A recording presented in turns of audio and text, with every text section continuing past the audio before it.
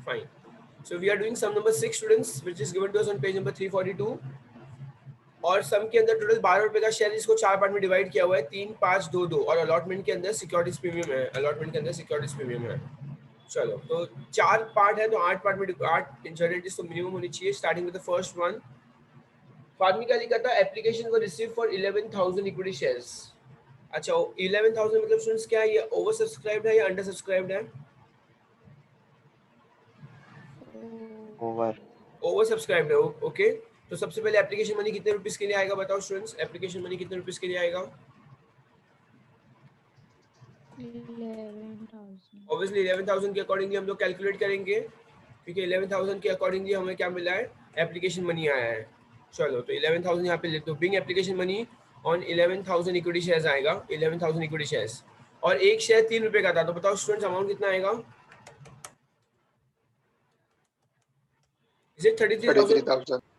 Perfect, total 33,000 हमारे पास आया। लेकिन अब क्या बोला हुआ है हमें, एंड प्रो रेटा allotment was made for all applicants, और हम इसको क्या करेंगे, प्रो रेटा बेसिस पे करेंगे। प्रो रेटा मतलब रिफंड नहीं देंगे, बट अलॉटमेंट के अंदर इंक्लूड कर देंगे। ओके, तो सच्ची में हम लोग को एप्लीकेशन मनी कितना चाहिए था स्टूडेंट, सिर्फ 10,000 का ही चाहिए था, तो 10,000 का ही हमारा इशू है, तो 10,000 इंटू 3 कितना होगा, 30,000 होगा।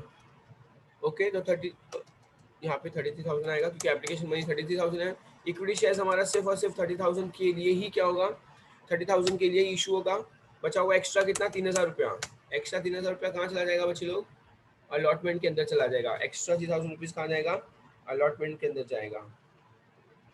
चलो students come on speak up, okay, समझ रहा है या नहीं समझ रहा है, थोड़ा थोड़ा? हाँ sir. Okay, moving forward, next is, अब अलॉटमेंट पे आ जाएंगे स्टूडेंट्स।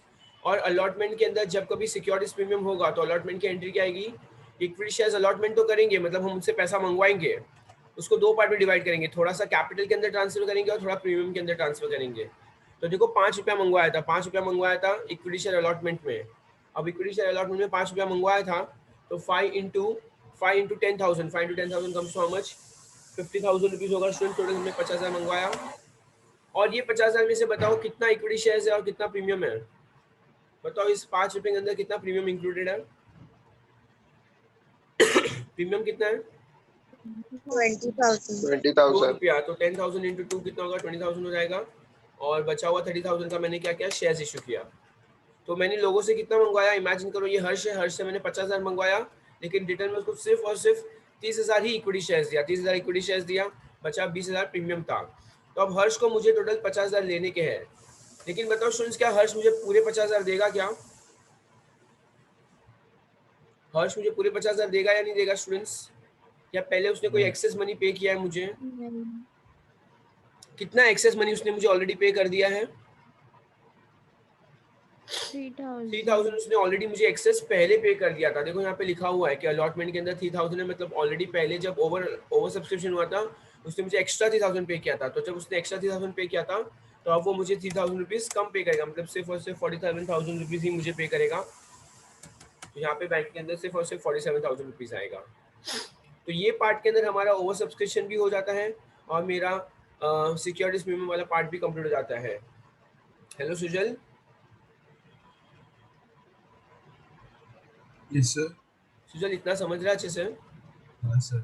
देखिए 4 जनवरी के अंदर हमने 2 चीज़ कंप्लीट कर दी, हमने सब्सक्रिप्शन वाला पार्ट भी पूरा का पूरा कंप्लीट कर दिया है, और हमने ओवर सब्सक्रिप्शन वाला पार्ट भी पूरा कंप्लीट कर दिया है। और 4 टुकड़े किए थे हमने सम के, 4 में से 2 टुकड़े हमारे हो गए यहाँ पर कंप्लीट।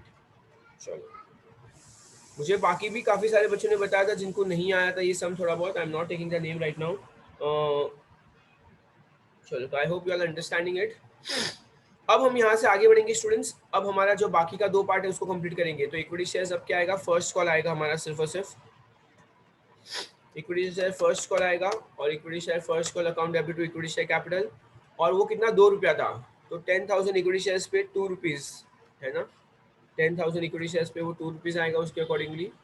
तो 10,000 इंटू 2 कितना हो जाएगा students, that comes to I guess 20,000 rupees. Okay, तो अगर वो 20,000 है तो यहाँ पे हम लिखेंगे 20,000 हमने कितना मंगवाया था बच्चों से, हमने फर्स्ट कॉल मंगवाया था। और स्टूडेंट्स क्या लिखा हुआ है नीचे, the excess application money was adjusted towards allotment.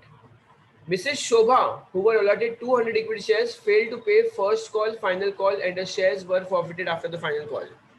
तो एक मिसेस शोभा थी, चलो कोई बात नहीं, फिलहाल हम क्या करेंगे, हमने इक्विटी शेयर्स मंगवाया, हमने तो 20,000 रुपये लोगों से मंगवाए थे। अच्छा 20,000 मैंने लोगों से मंगवाए, तो बताओ स्टूडेंट्स क्या मुझे पूरे के पूरे 20,000 रुपये आ जाएंगे या नहीं आएंगे?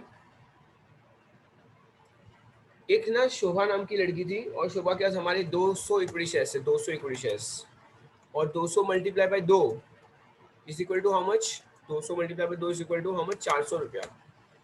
तो एक शोभा करके लड़की थी स्टूडेंट्स, हमने सारे इक्विटी शेयर्स बोला था चलो 20,000 रुपये लाओ, 20,000 लाओ, तो ऑब्वियसली 20,000 पूरे आएंगे, लेकिन उसमें 400 रुपया कम आया। 20,000 minus 400, how much is 20,000 minus 400 बच्चे लोग? 19,600। 19,600 मतलब जब मैंने फर्स्ट कॉल मंगवाया था लोगों से तो 10,000 इंटू 2 मैंने 20,000 रुपीज मंगवाया, लेकिन एक शोभा नाम की लड़की थी, शोभा नाम की लड़की थी, उसने मुझे नहीं दिया। उसने मुझे क्या नहीं दिया? उसने मुझे फर्स्ट कॉल के पैसे नहीं दिए। अब फर्स्ट कॉल के पैसे कितने हो गए? उसके पास टोटल कितने शेयर्स थे? 200 शेयर्स थे, और 200 into 2 comes to how much? 202 into 2 comes to how much? 400 रुपये। तो उसने 400 रुपये नहीं पे किया। चलो अभी हमारा फर्स्ट कॉल हो चुका है, अब हम फाइनल कॉल की ओर बढ़ेंगे बच्चे लोग। यहाँ पे भी मैं नाम देता हूँ,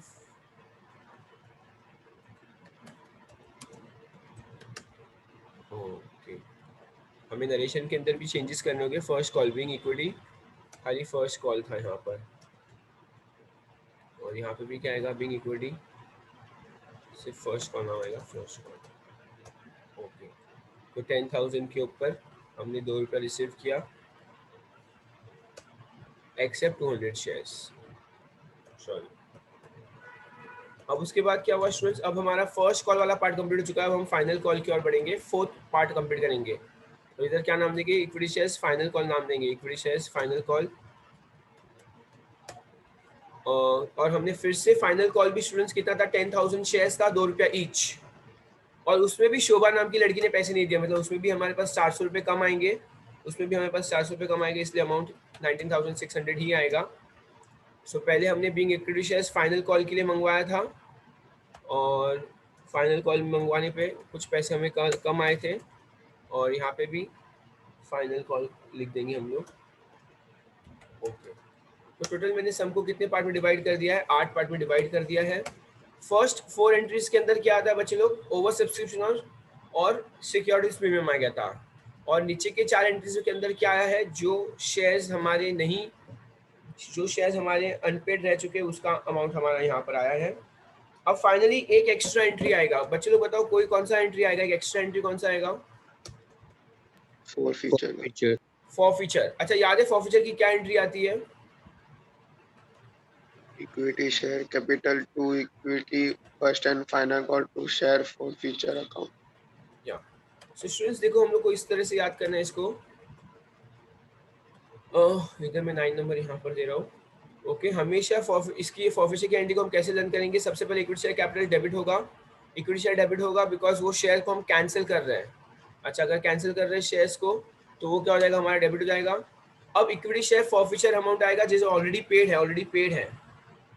उसके बाद देखो, वो जो शोभा नाम की लड़की थी उसके पास कितने शेयर्स थे? 200 शेयर्स थे। उसने क्या पे नहीं किया? उसने फर्स्ट कॉल और फाइनल कॉल पे नहीं किया। इसका क्या मतलब होता है? उसने क्या पे कर लिया था ऑलरेडी? इसका मतलब है कि उसने एप्लीकेशन मनी और अलॉटमेंट मनी तो ऑब्वियसली ऑलरेडी पे कर दिया था। फर्स्ट एंड फाइनल कॉल 4 रुपया था, इसका मतलब 6 रुपया जो था, 6 रुपया उसका एप्लीकेशन मनी वगैरह उसने ऑलरेडी पे कर दिया था। तो ऑब्वियसली फॉरफीचर के अंदर तो हम 1200 रुपया लिखेंगे बिकॉज उसने वो तो ऑलरेडी पे कर दिया था। उसके बाद उसने क्या क्या नहीं पे किया था? दैट इज द क्वेश्चन, कि उसने क्या क्या पे नहीं किया था। उसने फर्स्ट कॉल नहीं पे किया था, मतलब क्या आना चाहिए? 2 calls in arrears, 2 calls in arrears. याद है हम लोग कॉल्स इन अरियर्स करते थे, तो यहाँ पे 2 कॉल्स इन अरियर्स, और हमारे 2 कॉल्स इन अरियर्स है। बताओ स्टूडेंट्स कौन से 2 कॉल्स इन अरियर्स थे हमारे?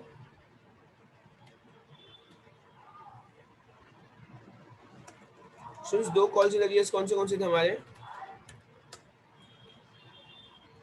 कॉमन स्टूडेंट्स बोलो, कुछ बोलो, थोड़ा थोड़ा। तो फर्स्ट कॉल और फाइनल कॉल, फर्स्ट और फाइनल कॉल दोनों के अंदर 2-2 रुपया था, 2-2 रुपया था, मतलब यहाँ पे भी 400 रुपया आएगा और यहाँ पे भी 400 रुपया आएगा। तो हमेशा एंट्री इसी तरह से बनेगी, इक्विटी शेयर कैपिटल डेबिट होगा, फॉरफीचर क्रेडिट होगा, और फॉरफीचर के अंदर जो पेड अमाउंट है वो आएगा, और फिर जो भी कॉल्स इन अरियर्स है वो भी क्रेडिट होगा। कॉल्स इन अरियर्स क्या था, equity share capital first call भी कॉल्स इन अरियर्स था और फाइनल कॉल भी कॉल्स इन अरियर्स था, तो इन दोनों को हमने 400 तो यहाँ पे टोटल आ जाएगा हमारा 200 रुपया। तो being one shareholder having 200 shares who failed to pay first and final call and thus her shares have been forfeited. तुम लोग चेक कर सकते हो, तुम लोग नरेशन भी, if you have any doubt you can ask me. तो students देखो मैं यहाँ पे लिख रहा हूँ सबसे पहले फर्स्ट सेकंड फोर्थ एंट्री में, फर्स्ट सेकंड थर्ड और फोर्थ एंट्री में हमारा क्या क्या इंक्लूड हो गया था, हमारा ओवर सब्सक्रिप्शन वाला पार्ट आ गया था और सिक्योरिटीज प्रीमियम वाला पार्ट हमने 1 2 3 4 एंट्री में कंप्लीट किया। फिर 5 6 7 8 के अंदर हमने क्या कंप्लीट किया, जिसने हमने नॉर्मल सम तो कंप्लीट किया प्लस जो आउटस्टैंडिंग अमाउंट था जिसने नहीं पे किया था, है ना, जो कॉल्स इन अरियर्स वाला पार्ट है उसको हमने मद्देनजर रखा था। और एक 9th एंट्री एक्स्ट्रा पास की हमने, 9th एंट्री एक्स्ट्रा पास की, क्यों एक्स्ट्रा पास की, फॉरफीचर के लिए एक्स्ट्रा पास की, एक 9th एंट्री एक्स्ट्रा पास की हमने फॉरफीचर के लिए। चलो hello Riddhi. Yes, sir. Riddhi, did you understand this sum? Yes, sir. Okay, fine. Hello Divyanshu. sir. Divyanshu, have you understood this? Yes, sir. Okay. Hello Vansh. Hello Vansh. Hello Vansh, are you there Vansh? Hello Nishita. Yes, sir. Nishita आपको सम समझा ये? हाँ. Okay fine, चलो ठीक है। Hello Kavya. Yes sir. Kavya, did you understand the sum? Yes sir, समझा मेरे को। फाइन, चलो students if there is anybody who want me to wait और एक्सप्लेन यू तो आप लोग बता सकते हो, अदरवाइज मैं नेक्स्ट पार्ट पे जाऊंगा और नेक्स्ट पार्ट हम लोग कुछ नया स्टार्ट करने वाले हैं। देखो हमने टोटल 12 सम्स कंप्लीट कर लिए हैं और हमने काफ़ी सारी चीज़ें भी सीख ली है इसके अंदर। जो रेगुलर सम है उसको तो हमें याद रखना ही है और रेगुलर सम के साथ हर एक सम के अंदर कुछ ना कुछ एक्स्ट्रा नया आएगा, उसको हमें लर्न करते जाना है साथ में। नाउ सिमिलरली अब जो नेक्स्ट पार्ट हमारा आ रहा है, हमने यहाँ तक क्या सीखा है, लाइस्ट 9th एंट्री कौन सी पार्ट की है बताओ स्टूडेंट्स, 9th एंट्री का कौन सी की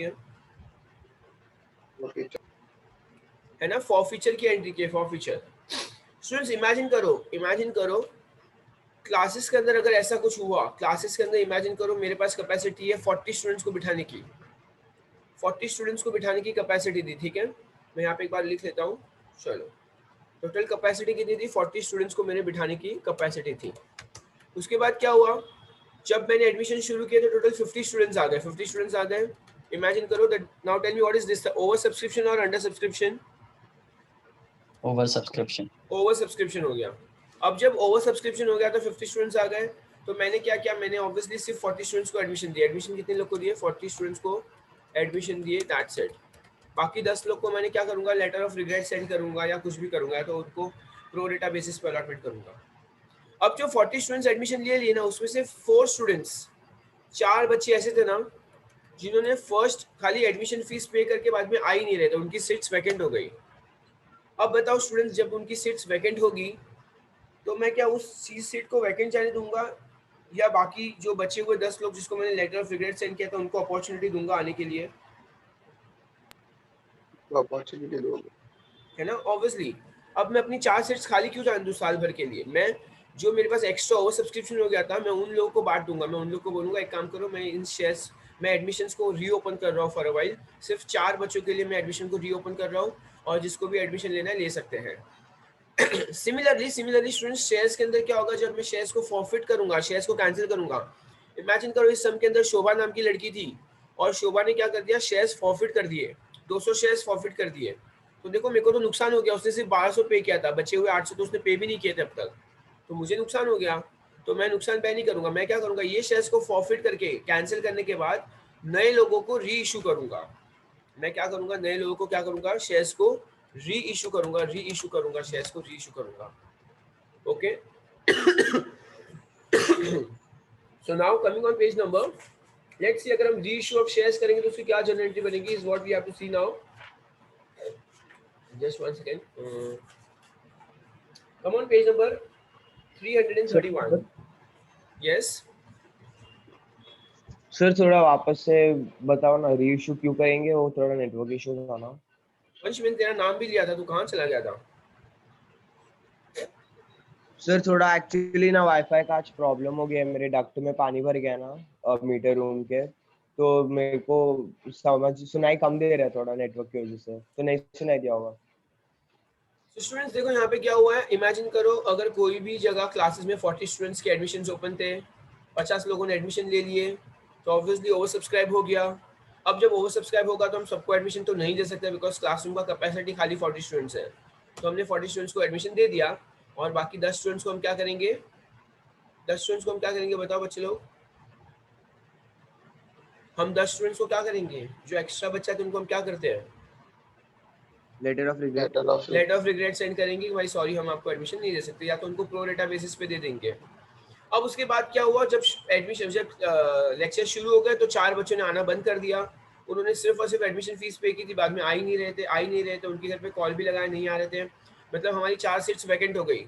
अब 4 सीट्स वैकेंट हो गई तो बताओ उसको हम किसी और को अलॉट करेंगे या नहीं अलॉट करेंगे?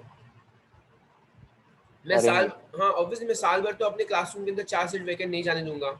तो मैं क्या करूंगा, ये जो एक्स्ट्रा लोग थे जिनको इंटरेस्ट था मेरे कंपनी के अंदर शेयर्स के अंदर इन्वेस्ट करने में, उनको मैं ऑफर करूंगा कि देखो मेरे पास 4 सीट वैकेंट आई है, अगर तुमको चाहिए तो तुम लोग री इशू कर सकते हो, तुम लोग री एडमिशन ले सकते हो। तो बेसिकली शेयर्स के अंदर भी ऐसा ही होता है स्टूडेंट्स। जब अगर ऊपर वाले सम में देखेंगे, शोभा नाम की लड़की है, उसने क्या किया, शेयर्स फॉरफिट कर दिया था, शेयर्स कैंसिल कर दिया था। उसके बाद क्या होगा, जब शेयर्स अगर उसने कैंसिल कर दिया था तो अब वो शेयर्स हम क्या करेंगे, री इशू करेंगे, और जब री इशू करेंगे तो किसी और को री इशू करेंगे। ठीक है बच्चे लोग, कम ऑन पेज नंबर 331, वो पार्ट को हम सिर्फ एक बार रीड कर लेते हैं, उसके बाद मैं बताऊंगा जर्नल एंट्री एग्जैक्टली क्या होगी। The directors can reissue the forfeited shares either at par, premium or at discount.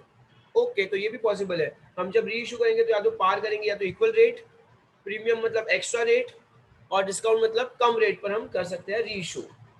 Usually reissued as fully paid and they are issued at a discount. Usually reissued क्या होता है, वो हमेशा discount के ऊपर ही होता है, डिस्काउंट के ऊपर होता है मोस्टली रियल लाइफ में। However, the amount of discount allowed on reissue should not exceed the amount which has already been received in respect of this shares of the original issue. So इसका क्या मतलब होता है मैं आप लोगों को एक्सप्लेन करूंगा सम के अंदर।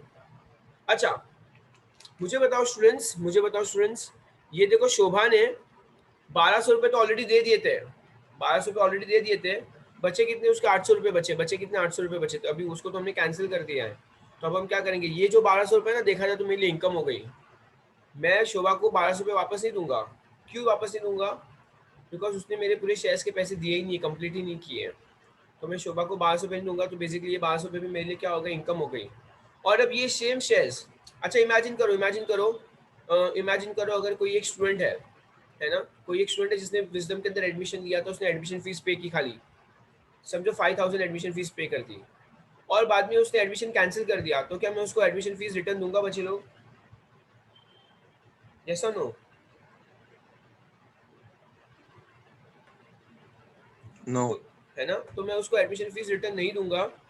तो बेसिकली वो 5000 मेरे लिए क्या हो गया, इनकम हो गई, बिकॉज कुछ पढ़ाया लिखा है कुछ नहीं, पर फिर भी उसने सिर्फ एडमिशन लिया था, फिर बाद में आना बंद कर दिया, तो 500 हमारे लिए बेसिकली क्या हो गया, इनकम हो गया। अब जब मैं नया बच्चा आएगा स्टूडेंट, जब नया बच्चा आएगा तो क्या मैं उसको 5000 डिस्काउंट दूंगा या उससे पूरे पैसे लूंगा?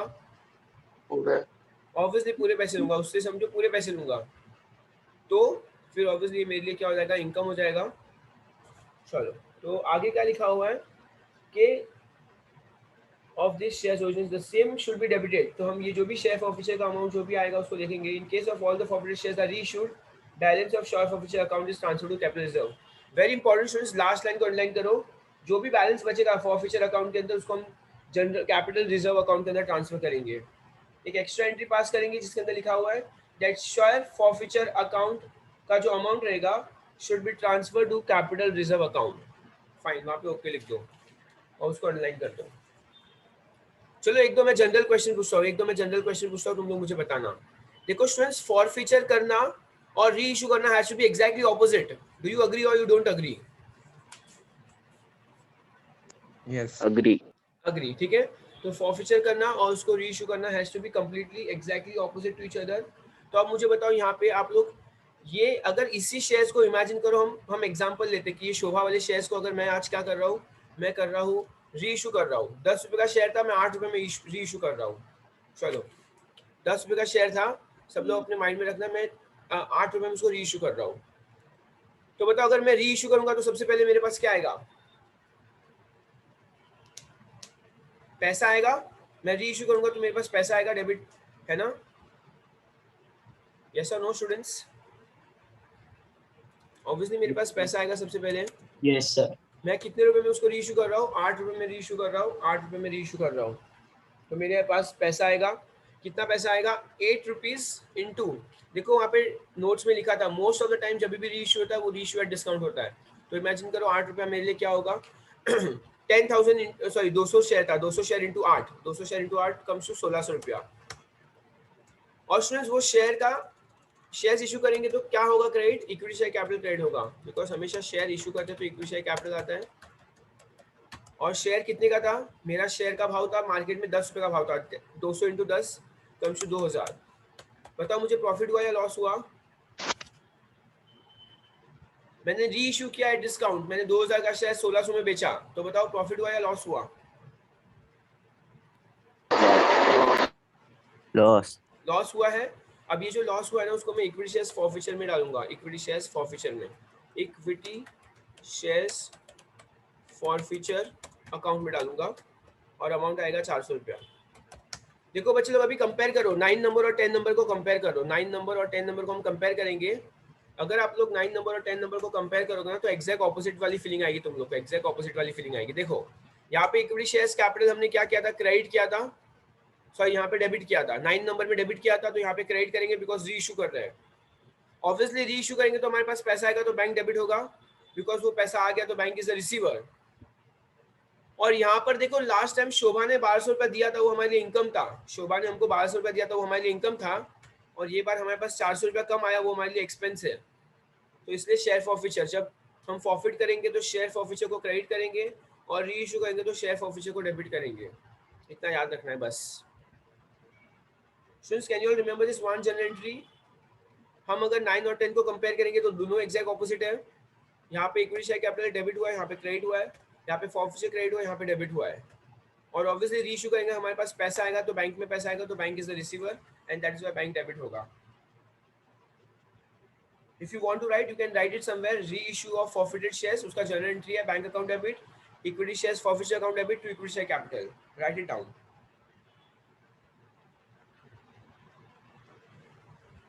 Hello याशी। Yes sir. याशी आपको समझा ये वाला पार्ट, रीइश्यू होगा तो क्या जनरल एंट्री आएगा? हाँ सर। बताओ बैंक डेबिट क्यों हो रहा है सबसे पहले?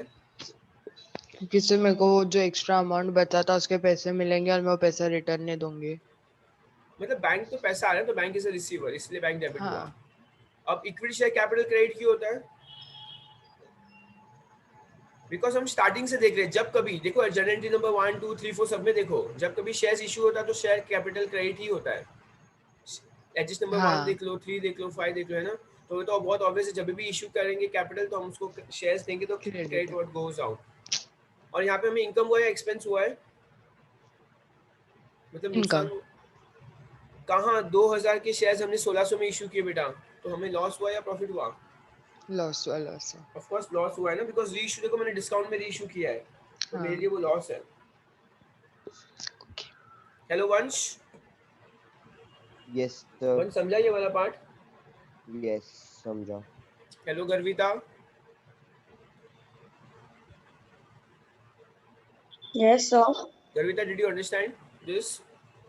हाँ सर समझा, मतलब थोड़ा थोड़ा समझा। Okay fine fine fine. चलो हर्षिल।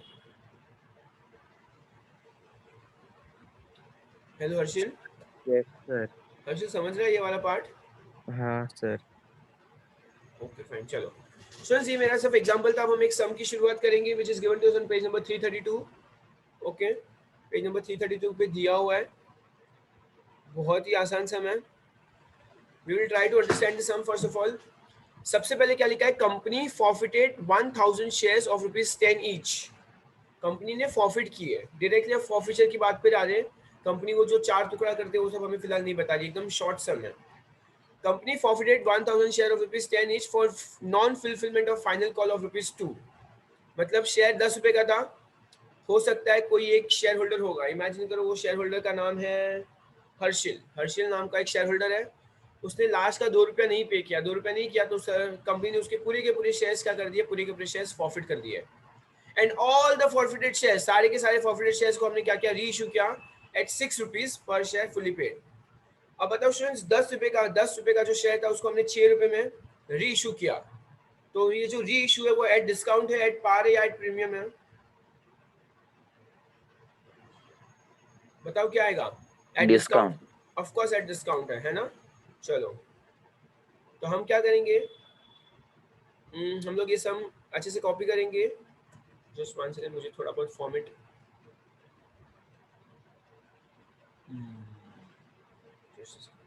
ओके।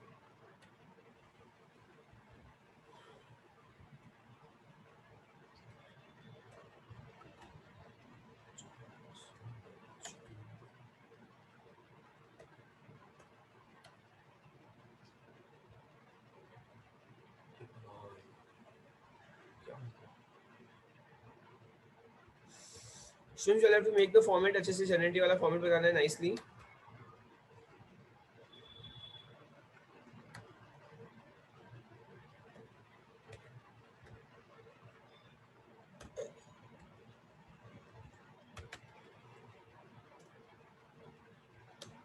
चलो हम सबको ऑलरेडी पता है स्टूडेंट्स, जब कभी हमारा शेयर्स क्या होता है, प्रॉफिट होता है, तो हमारी जनरेटिव हमें लर्न हो गई है। सबसे पहले क्या आएगा, इक्विटी शेयर कैपिटल डेबिट होगा, इक्विटी शेयर कैपिटल डेबिट होगा बिकॉज शेयर्स प्रॉफिट कर रहे हैं, मतलब शेयर्स कैंसिल कर रहे हैं, मतलब लाइबिलिटी कैंसिल हो रही है। यूजुअली लाइबिलिटी क्या होती है बच्चे लोग, देखो हमें पता है लाइबिलिटी हमेशा हमारे लिए क्या होती है, लाइबिलिटी हैज क्रेडिट इफेक्ट। अब जब शेयर्स को प्रॉफिट करेंगे तो हमारे लिए क्या हो रहा है, लाइबिलिटी जा रही है, खत्म हो रही है, कैंसिल कर रहे हैं, तो obviously equity share capital debit होगा। बताओ स्टूडेंट्स हमारे सम के अकॉर्डिंगली कितने शेयर्स है total? Being one shareholder having how many shares? 1000 shares लिखा हुआ है, 1000 shares who failed to pay, okay 1000 shares है who failed to pay, कौन सा पैसा उसने पे करना पड़ेगा, उसका final call. So being one shareholder having 1000 shares who failed to pay final call is being forfeited, पूरा का पूरा हम उसके शेयर्स को क्या करेंगे, फॉरफिट कर देंगे। और फॉरफिट करेंगे तो उसकी एंट्री क्या की, सबसे पहले इक्विटी शेयर कैपिटल डेबिट होगा टू इक्विटी शेयर्स फॉरफिचर। बताओ उसने कितना पैसा पे कर दिया था ऑलरेडी, बोलो स्टूडेंट्स उसने कितना पैसा पे कर दिया था ऑलरेडी? 8 रुपीज।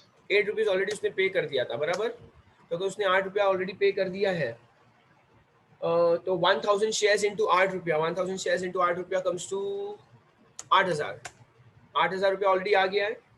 और बताओ उसने कौन सा पे नहीं किया है, फाइनल कॉल पे नहीं किया, तो यहाँ पर क्या आएगा, equity shares final call, equity shares final call नाम लिखूंगा मैं, इक्विटी शेयर फाइनल कॉल नहीं पे किया उसने, और 2 रुपया पे नहीं किया, तो 1000 इंटू 2 कम तक 2000 रुपीज, मतलब पूरे के पूरे कितने शेयर्स, 10,000 रुपए के शेयर्स क्या हो गए, हमने पूरे 10,000 के शेयर्स क्या कर दिए, फॉरफिट कर दिए।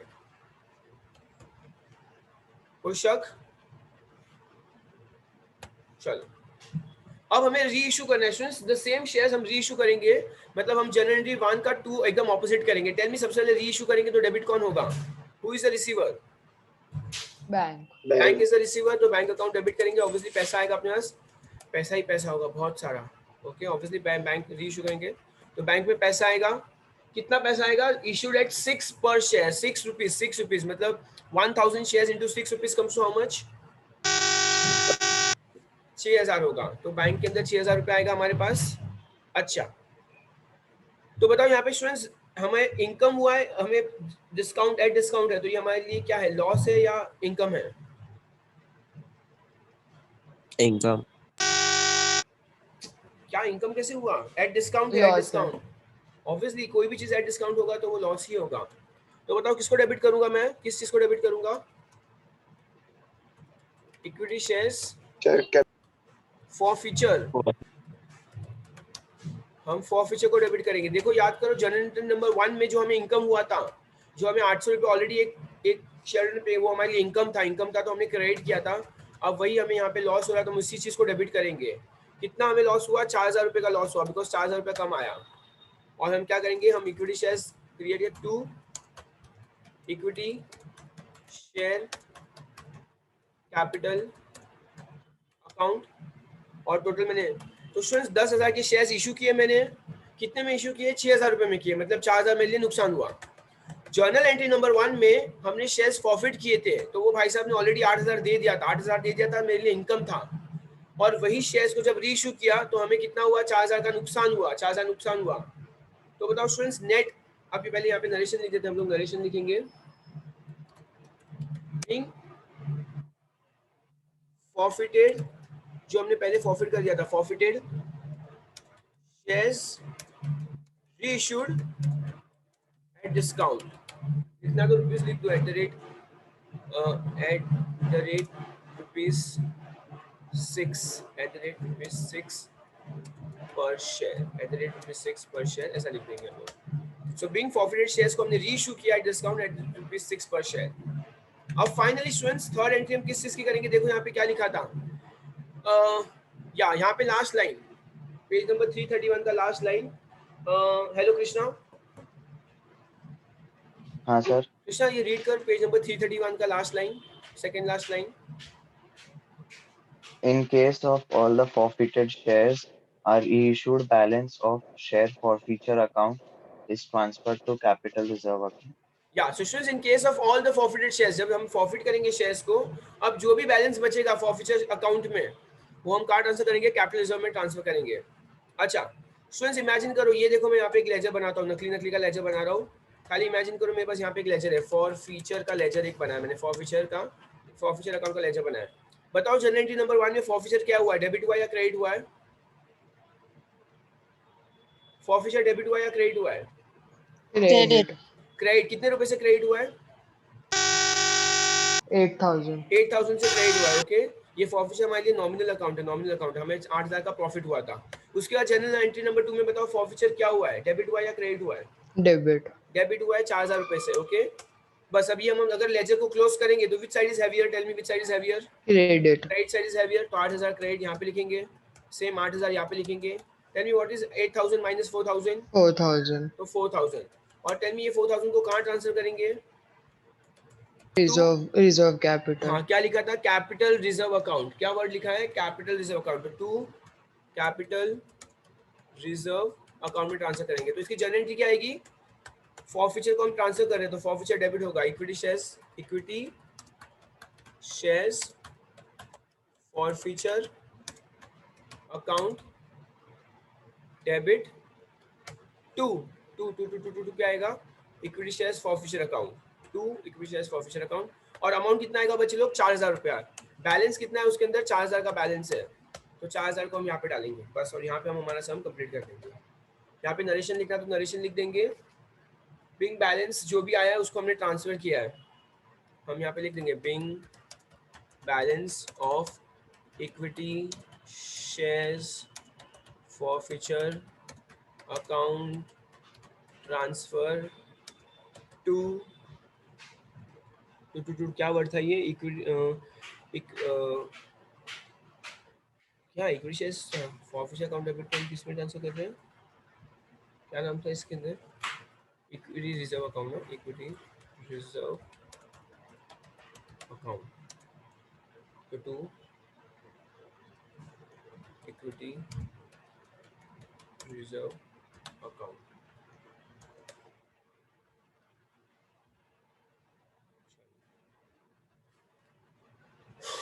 सो स्टूडेंट्स बेसिकली इस समय हमने क्या किया, सिर्फ और सिर्फ पहले शेयर्स को फॉरफिट किया और बाद में री इशू किया, दैट्स इट। स्टूडेंट्स देखो मैं एक बार पूरा सम वापस एक्सप्लेन करने वाला हूँ शांति से। एक शेयर होल्डर था जिसके पास टोटल कितने शेयर्स थे, 1000 शेयर्स थे, उसने अपन को सिर्फ 8 रुपया पे किया, लास्ट के 2 रुपये पे नहीं किए। तो कंपनी ने क्या किया, जब 2 रुपये लास्ट के पे नहीं किए तो कंपनी ने उसको पूरा फॉरफिट कर दिया, शेयर्स को फॉरफिट कर दिया। अच्छा शेयर्स फॉरफिट होता है तो क्या एंट्री आती है, सबसे पहले हम क्या करेंगे, इक्विटी शेयर कैपिटल को डेबिट करेंगे, बिकॉज अगर शेयर्स फॉरफिट करना हमेशा इक्विटी शेयर कैपिटल डेबिट होता है, तो इक्विटी शेयर फॉरफिट करेंगे। और टू इक्विटी शेयर फॉरफिचर के अंदर वो अमाउंट आता है जो ऑलरेडी पेड है, ऑलरेडी पेड कितना, 8,000 ऑलरेडी पेड है। और to equity share final call वो अभी भी आउटस्टैंडिंग है, कॉल्स इन अरियर्स है, मतलब बाकी है उसको, तो 2,000।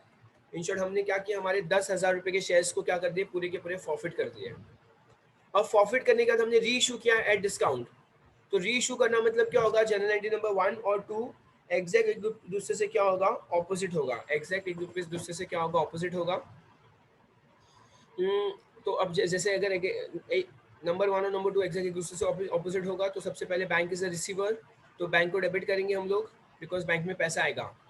लेकिन बैंक में पैसा क्या आया, कम पैसा आया। 10,000 का शेयर्स हमने री इशू किया, सिर्फ और सिर्फ 6,000 आए, तो बचा 4,000 हमारे लिए क्या हो गया, नुकसान हो गया। तो उसको हम क्या नाम डालेंगे, इक्विटी शेयर्स फॉरफिचर अकाउंट ही डालेंगे, इक्विटी शेयर्स फॉरफिचर अकाउंट। मतलब जर्नल एंट्री नंबर 1 में जब इनकम हुआ था उसको भी शेयर फॉरफिचर डालेंगे, और जर्नल एंट्री नंबर 2 में जब नुकसान हुआ उसको भी शेयर फॉरफिचर डालेंगे। तो हमने यहाँ पे एक लेजर बनाया है कि देखो 8,000 का सबसे पहले इनकम हुआ, फिर 4,000 का नुकसान हुआ। इसका मतलब क्या हुआ, इसका मतलब हमें ये हुआ कि हमें बैलेंस कितना है, 4,000 रुपया है। और देखो ये ना लॉ बोलता है कि जब भी यहाँ पे जो लास्ट 2 लाइन है जो कृष्णा ने रीड की थी, इन case of all the forfeiture shares, जब भी फॉरफिटेड शेयर्स होगा ना, तो ये जो शेयर फॉरफिचर अकाउंट है उसको कहाँ ट्रांसफर करेंगे, कैपिटल रिजर्व अकाउंट के अंदर ट्रांसफर करेंगे। तो इन शॉर्ट ये जो लास्ट हमारी जनरल एंट्री है वो अमाउंट को, अच्छा इमेजिन करो स्टूडेंट्स, है ना, दो, क्या सारे बच्चों ने ये 2 चीज पढ़ी है हमारे 11th स्टैंडर्ड में। एक होता है रेवेन्यू रिसिप्ट, एक होता है रेवेन्यू रिसिप्ट, और एक होता है कैपिटल रिसिप्ट। कोई मुझे बता सकते हैं इन दोनों में क्या डिफरेंस है? एनीबॉडी जिसने 11th स्टैंडर्ड में थोड़ा अच्छे से ध्यान दिया हो, what is revenue receipt and what is capital receipt?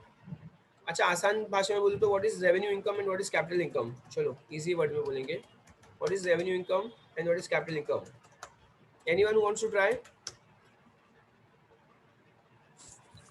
Sir revenue income मतलब सर आपका पूरे साल का जितना सेल्स हुआ है, सर्विस मतलब आपने जो देते हो ना सर किसी वेरी को, गुड बेटा, जो हमारा सेल हुआ या जो मेन, वो हमारे लिए हाँ रेवेन्यू इनकम हुआ। Very good. और what is capital income? Sir आपने मतलब जो जितना इन्वेस्ट किया है ना सर, वो पूरा मिला के आपका सेल सर्विस मिला के at the end of the year जो आपको अमाउंट मिलता है ना। नहीं बेटा ये रॉन्ग है, कंप्लीटली रॉन्ग है। रेवेन्यू इनकम आपका राइट है, कैपिटल इनकम आपने पूरा रॉन्ग बताया। चलो anyone who wants to try? देखो स्टूडेंट्स, रेवेन्यू इनकम वो होता है, जैसे जैनब ने बताया, समझो अगर मेरा एजुकेशन बिजनेस है तो मैं बच्चों से फीस कलेक्ट करूंगा, वो मिले रेवेन्यू इनकम, मतलब something which is recurring. Imagine करो अगर मेरी साड़ी की शॉप है तो साड़ी को बेचकर मैंने जितना पैसा कमाया that is my revenue income, this is my sale. जो भी माल बेच के मैंने इनकम कमाया that is my revenue income. अब कैपिटल इनकम क्या होता है स्टूडेंट्स? कैपिटल इनकम मतलब इमेजिन करो मैंने कोई असेट बेच दिया, मेरा फर्नीचर बेच दिया, क्या मैं रोज करूंगा या कभी वंस इन अ ईयर करूंगा, कभी वंस इन अ वाइल करूंगा? समझो एसी लाया था 10 साल के बाद बिगड़ गया, मैंने भंगार के भाव बेच दिया तो कुछ पैसे आ गए। यहाँ पे रोज बच्चे लोग रद्दी छोड़ के जाते हैं, बहुत सारे पेपर्स छोड़ के जाते हैं, मैं जमा करता हूँ फिर दिवाली पे बेच देता हूँ। दिवाली पे बेच के मेरे को ये बार मैंने 50 किलो रद्दी बेचा, मुझे 500 रुपए मिले, सोचो। तो capital income is one time income, जो मतलब जिसके ऊपर मेरा बिजनेस चल नहीं रहा है। मेरा बिजनेस किसके ऊपर चल रहा है? रेवेन्यू इनकम के ऊपर। इमेजिन करो जब विजडम शुरू करना था तो मैंने मम्मी को ऐसा तो ना बोला था, मम्मी विजडम के अंदर क्लासेस ओपन करूंगा, ढेर सारे बच्चे आएंगे, सारे बच्चे रद्दी छोड़ के जाएंगे, रद्दी बेच के बहुत पैसे कमाऊंगा। ऐसा मैंने सोचा था क्या कभी? ऑफ कोर्स नॉट, ऐसा नहीं हो। तो capital income is one time income, जो मैं कैपिटल एसेट बेच कर अगर कमाता हूँ। अब मुझे बताओ स्टूडेंट्स, ये जो मुझे इनकम हुई है, इस सम के अंदर जो मुझे इनकम हुई है, देखो ये जो शेयर होल्डर था ना जिसका नाम हर्षिल था, उसने पहले 8,000 रुपए मुझे एक्स्ट्रा दे दिए थे, फिर मैंने उसके शेयर्स कैंसिल कर दिए, और मैंने जब री इशू किया ना तो मुझे 4,000 का नुकसान हुआ। तो मेरा नेट इनकम कितना हुआ? 4,000 का नेट इनकम हुआ। नाउ टेल मी, ये जो मेरा 4,000 का नेट इनकम है that is my revenue income और कैपिटल इनकम। क्या मुझे ये हर साल होगा या कभी वंस इन अ ईयर होगा? बोलो स्टूडेंट्स, क्या ये मेरा बिजनेस है क्या, शेयर्स फॉरफिट करके री इशू करके पैसे कमाना? नहीं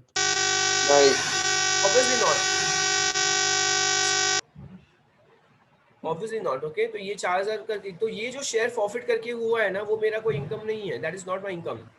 ये मेरे लिए कैपिटल इनकम है कि वंस इन अ ईयर हो गया। कंपनी आईपीओ हर साल नहीं करती, आईपीओ मतलब जो इनिशियल पब्लिक ऑफरिंग, कंपनी हर साल नहीं करती। कभी अगर 10 साल में एक बार कर दिया, 15 साल में एक बार कर दिया, 20 साल में एक बार कर दिया, तब जाके उनको ऐसा प्रॉफिट होता है। तो ये इनके लिए क्या है? कैपिटल इनकम है। और कैपिटल इनकम को हम लोग यूज नहीं कर सकते हमारे डिविडेंड के अंदर, हमारे शेयरर्स को डिस्ट्रीब्यूट नहीं कर सकते वो पैसे को, उस पैसे को अलग से बचा के रखना पड़ता है। इसीलिए हमने इक्विटी शेयर फॉरफिचर को इक्विटी शेयर रिजर्व अकाउंट के अंदर ट्रांसफर कर दिया। क्या नाम था इक्विटी कैपिटल रिजर्व अकाउंट था ना, capital reserve account, equity reserve account नहीं है, कैपिटल रिजर्व अकाउंट, इसका नाम है capital reserve account, capital reserve account नाम है, कैपिटल रिजर्व अकाउंट। तो इसलिए हम क्या करेंगे, शेयर्स को ट्रांसफर कर देंगे, तो इक्विटी शेयर ऑफिसर को डेबिट करेंगे और उसको कहाँ ट्रांसफर कर देंगे, कैपिटल रिजर्व अकाउंट के अंदर ट्रांसफर करेंगे। और ये कैपिटल रिजर्व अकाउंट स्टूडेंट्स हमारे लिए क्या है बताओ, सच्ची में लाइबिलिटी है, लाइबिलिटी है, ये हमारे लिए लाइबिलिटी है, वो लाइबिलिटी साइड हमारे उसमें अपीयर करेगा, है ना। हम पढ़ते थे फाइनल अकाउंट्स के अंदर पढ़ते थे क्या, रिजर्व्स एंड सरप्लस के अंदर डालते थे, तो रिजर्व ही हमारे लिए एक तरह का, और वो हमारे लिए हमेशा बैलेंस शीट की लाइबिलिटी साइड जाता है।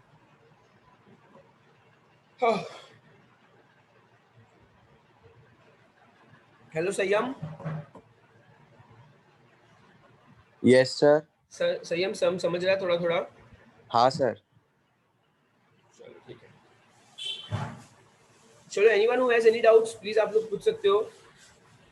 हेलो रिद्धि। Yes sir. ये आपको समझा थोड़ा थोड़ा? यस सर, थोड़ा थोड़ा समझा। Okay cool, no problem. Hello sir. Yes Harsh. Sir मैं बाहर चला गया था मीटिंग के, वापस समझा सकते हो? हर्ष एवरीथिंग इज गेटिंग रिकॉर्डेड, अगर आप लोग को चाहिए तो आप बाद में एक बार देख लेना अच्छे से, है ना। Okay students, let's read sum number 14। अब सम नंबर 14 एक फुल फ्लेज सम है जिसके अंदर बाकी पहले का भी सब कुछ आएगा। आप लोग ने अगर नोटिस किया होगा तो हर बार वो लोग एक नया कंसेप्ट देते हैं, नए कंसेप्ट के ऊपर एक छोटा सम होता है जो खाली कंसेप्ट रिलेटेड होता है, फिर वापस एक फुल फ्लेज सम देते हैं, फिर एक नया कंसेप्ट देते हैं जिसके अंदर छोटा सम रहता है, फिर फुल फ्लेज सम रहता है। तो अब हम जो करने वाले वो एक फुल फ्लेज सम है और बहुत ही आसान है। हमारा सम नंबर 12 और सम नंबर 14 एकदम सेम है, खाली एक आध एंट्री एक्स्ट्रा आएगी बिकॉज जो हमने री इशू किया उसकी एंट्री एक्स्ट्रा आएगी, बाकी पूरा सब कुछ सेम है। Let's start. Preeti company limited application, invited application for 50,000 equity shares, 50,000 equity shares of ₹100 each at par. Best, इसके अंदर सिक्योरिटीज प्रीमियम नहीं है, कोई टेंशन नहीं है। और 3 पार्ट में डिवाइड किया था, एप्लीकेशन मनी है, अलॉटमेंट मनी है, first and final call money है। ठीक है, 3 पार्ट होगा तो 6 एंट्री तो आना कंफर्म है। The public applied for 35,000 shares. ओ मतलब ये ओवर सब्सक्राइब हुआ या under subscribed? Under subscribe. Under subscribe हुआ। 50,000 शेयर्स उन्होंने लोगों को दिए थे, पर अब क्या हो गया, सिर्फ और सिर्फ 35,000 शेयर होल्डर्स ने ही उस शेयर्स को इशू करने की विलिंगनेस दिखाई है। That means this is under subscribe. तो पूरा सम हम 50,000 के अकॉर्डिंगली करेंगे या 35,000 के अकॉर्डिंगली करेंगे, बताओ।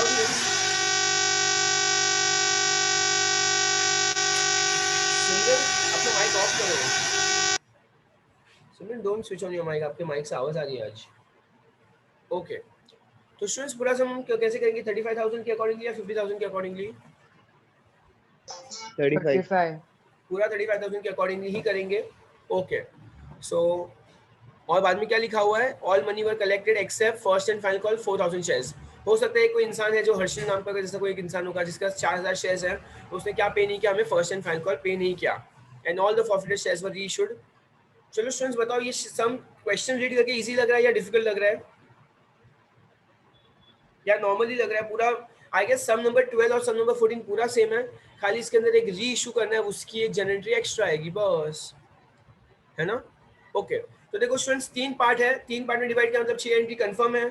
एक एक्स्ट्रा एंट्री आएगी हमारा री इशू की, सॉरी फॉरफीचर की, और एक एक्स्ट्रा एंट्री आएगी हमारे री इशू की, मतलब 8 जनरेटरी होनी चाहिए। देख लेते हैं। ओहो 9 है इसके अंदर, देख। अच्छा वो ऑब्वियसली वो लास्ट वाली भी तो मैंने काउंट ही नहीं की, जो हम ट्रांसफर करते हैं ना share forfeiture to capital reserve के अंदर, ऑब्वियसली वो भी एंट्री आएगी। जो अभी कृष्णा ने वो जो रीड किया था लास्ट 2 लाइंस, उसकी एक एक्स्ट्रा जनरेट आएगी, मतलब 9 एंट्री आएगी।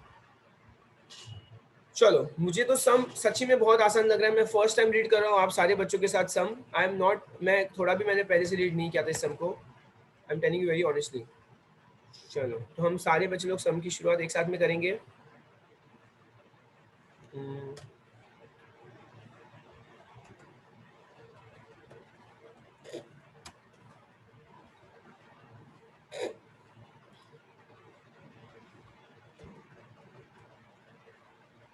इस सम का नंबर है, सम नंबर 14 है, सम 14 है, पेज 332 है, और in the books of Preeti company है, प्रीति कंपनी लिमिटेड नाम है। सो प्रीति कंपनी नाम है, जनरल एंट्रीज है, थोड़ी बहुत चीजें जो मुझे हटानी है मैं हटा रहा हूँ।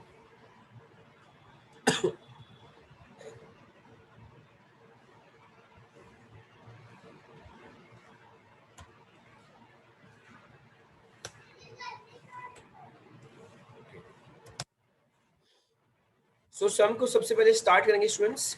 देखो स्टूडेंट्स, मेरा सम थोड़ा सा फास्ट करने का रीजन क्या है कि ऑलरेडी सोल्यूशन टेक्स्ट बुक में दिया हुआ है ऑलरेडी, तो अगर आप अभी अच्छे से सुन भी लोगे और बाद में सम बैठ के सॉल्व करोगे तो भी चल जाएगा।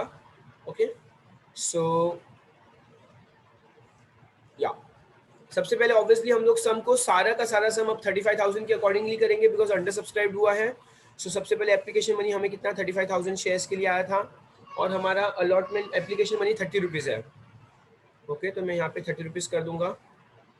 Tell me how much is students 35,000 into 30, 35, 70, 105, तो 105 और 1, 2, 3, हाँ तो 1,50,000 ना, 1,05,000 होगा ना, 70, 35, 70 और 105 होता है, 35, 3 105 होता है, 1,05,000 आएगा। कितने जीरो एक्स्ट्रा, 1, 2, 3, 35 इंटू 3, एक और जीरो है ना एक्स्ट्रा,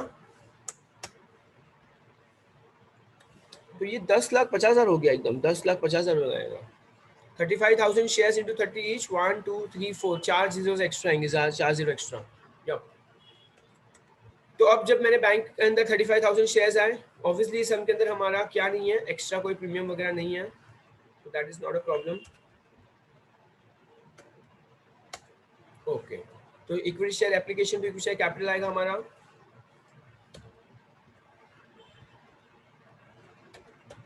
10,50,000 और 10,50,000। मैं यहाँ पे लिखूँगा being application money transfer to equity share capital, बस ये एक्सेस अमाउंट वाला हम यहाँ पे कुछ नहीं लिखेंगे। ओके, फिर स्टूडेंट्स जनरली थर्ड में क्या आएगा, मैं अभी क्या मंगवाऊंगा, इक्विटी शेयर अलॉटमेंट मंगवाऊंगा, equity share allotment to equity share capital, और अलॉटमेंट का 40 रुपया है। Tell me how much is 35,000, 35 into 4, 35, 70, 105, 140, 140 मतलब कितना आएगा, 140 तो आएगा, और कितना जीरो, 1, 35 था, 1, 2, 3, 4 जीरो एक्स्ट्रा। देवांश क्या कर रहे हो?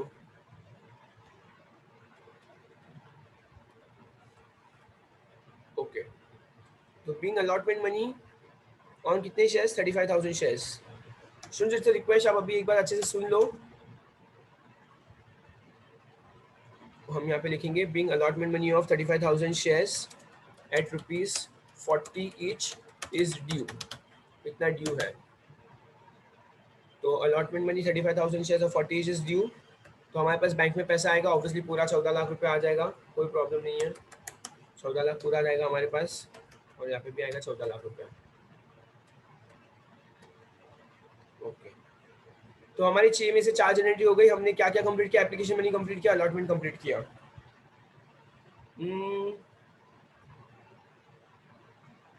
Let's take someone's name. आज काफी सारे बच्चे नहीं आए। I take a screenshot of the participants so that we can call, जो बच्चे नहीं आए उनके घर पर। Hello Kinjal,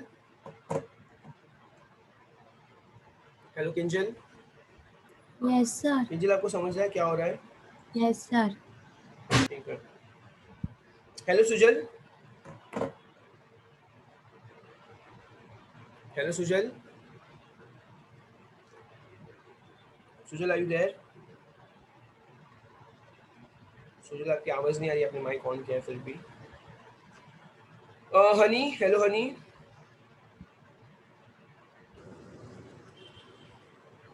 hello Honey,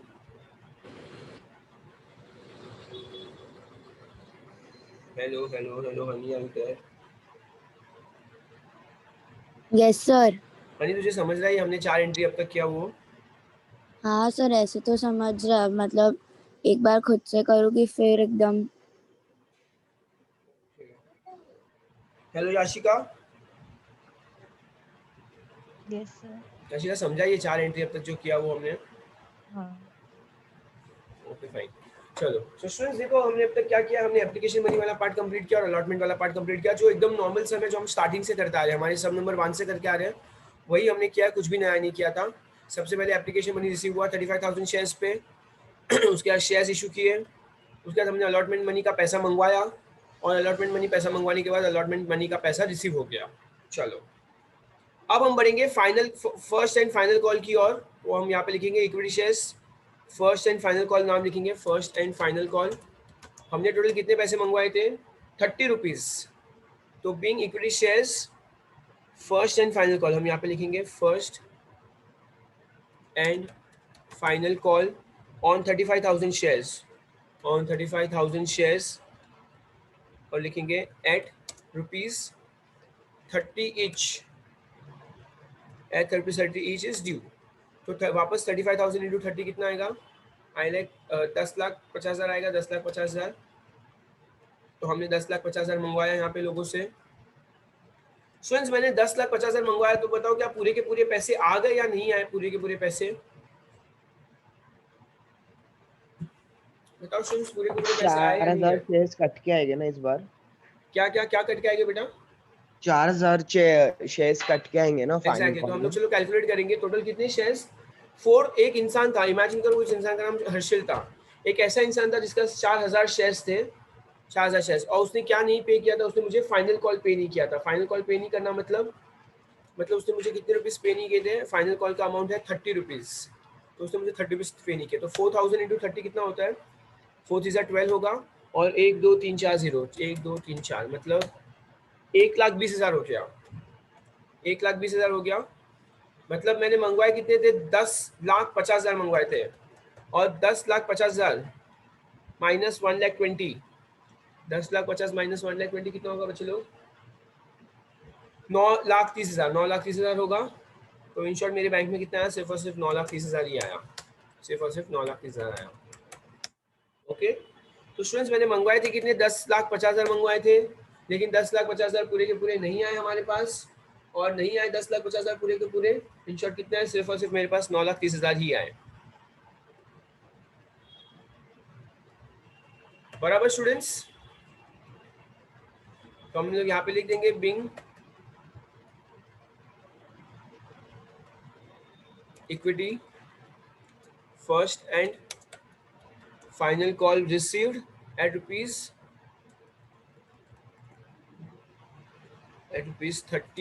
each, except of कितने 200 शेयर्स हैं यहाँ पे? कितने शेयर्स का नाम था क्वेश्चन में? कितने शेयर्स है?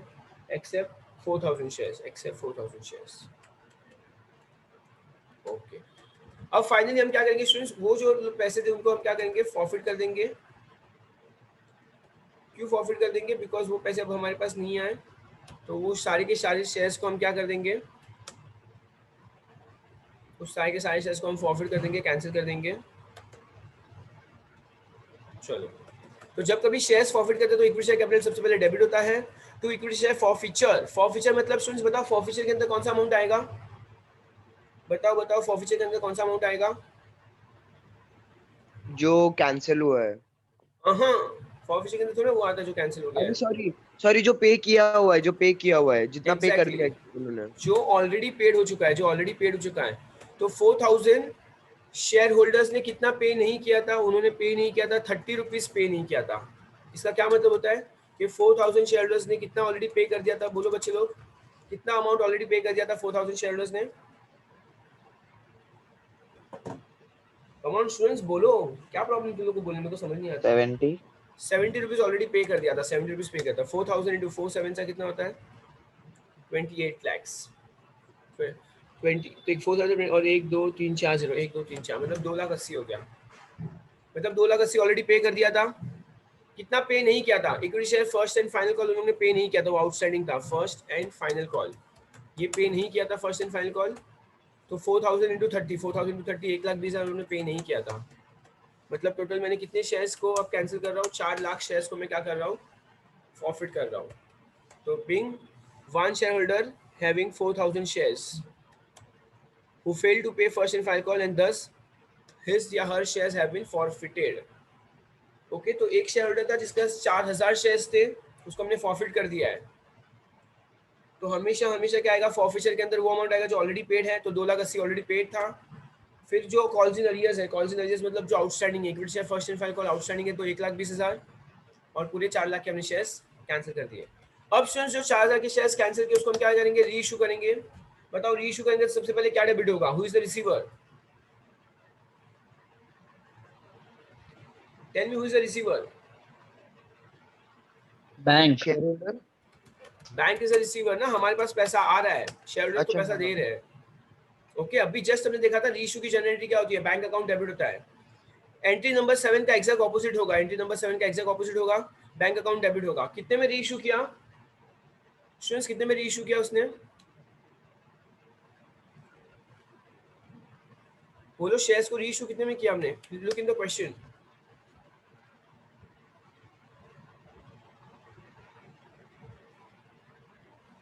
बोलो स्टूडेंट्स, क्वेश्चन के अंदर लिखा हुआ है 80 रुपीज में री इशू किया। तो how much is 4,000 into 80, 4 into 8, 4 8 32 होता है और 4 जीरो एक्स्ट्रा, तो 3,20,000 आया बैंक में।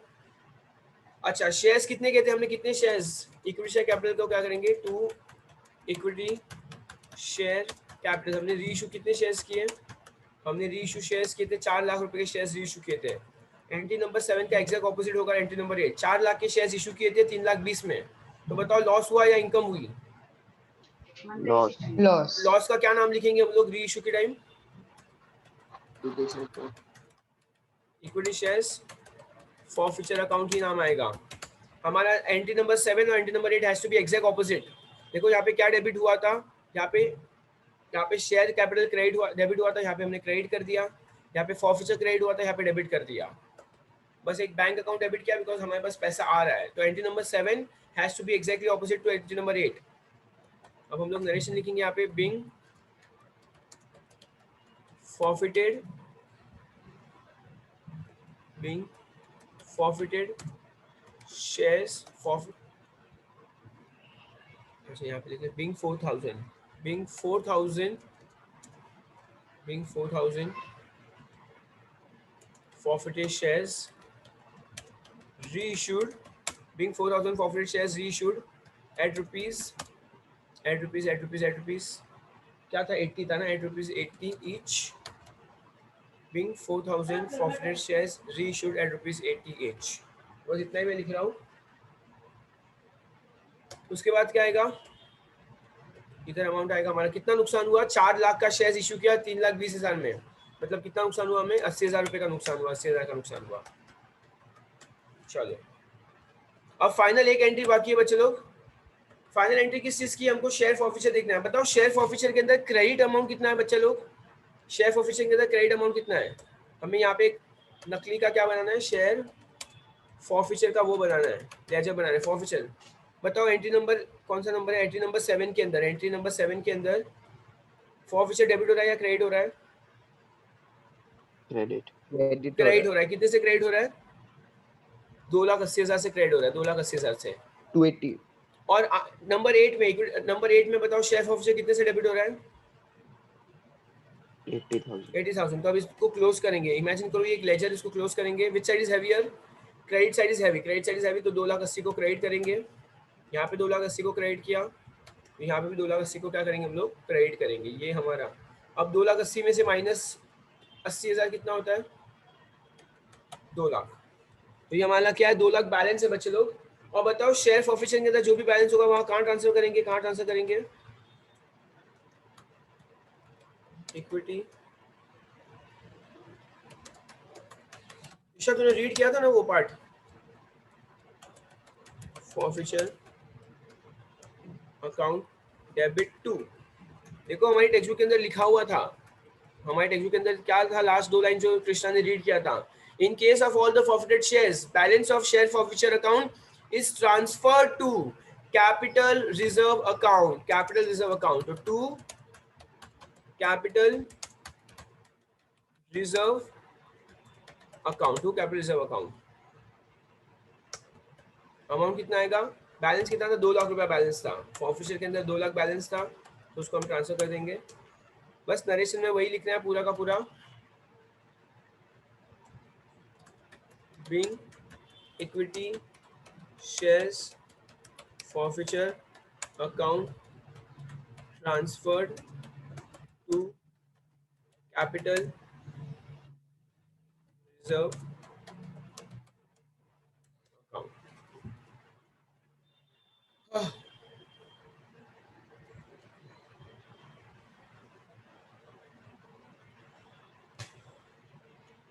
Students, do you all have any doubt? कोई अमाउंट कैसे आया या कोई जनरल एंट्री कैसे पास हुई? हमने आज के लेक्चर में सिर्फ एक ही एंट्री नहीं पढ़ी है, बाकी सब कुछ हम पुराना ही कर रहे हैं. हमने एक एंट्री नहीं क्या पढ़ी है, सिर्फ री इशू की एंट्री नहीं पढ़ी है. और री इशू की एंट्री हमेशा क्या होती है, फॉरफीचर का एग्जैक्ट ऑपोजिट होता है बस. तो फॉरफीचर का जो एग्जैक्ट ऑपोजिट होता है वो री इशू होता है, और वो हमने एक जनरल एंट्री एक्स्ट्रा नहीं पढ़ी है. Otherwise the entire sum has been completely similar. उसमें कुछ भी फर्क या कुछ भी डिफरेंस नहीं था, कुछ भी डिफरेंस नहीं था. सर थोड़ा ऊपर करो ना.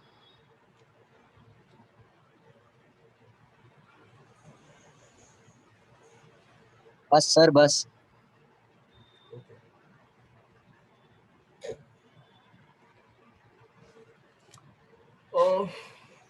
Hello Aryan. Hi Aryan. Hi sir. Aryan आपको समझा थोड़ा थोड़ा? हाँ sir. Okay. Hello Deependra. Hi, sir. Hello. हाँ बेटा, how are you? Deependra, how are you? Fine, sir. Deependra समझ रहा है थोड़ा थोड़ा? हाँ sir. ओके. चलो स्टूडेंट्स, कोई डाउट है तो आप लोग मुझे मैसेज भी कर सकते हो, या तो जूम पे मैसेज कर सकते हो, व्हाट्सएप पे मैसेज कर सकते हो, ऐसा कुछ रहेगा something. As of now, I hope that you have understood the entire sum. और मैं यहाँ पे रिकॉर्डिंग बंद कर रहा हूँ फिलहाल.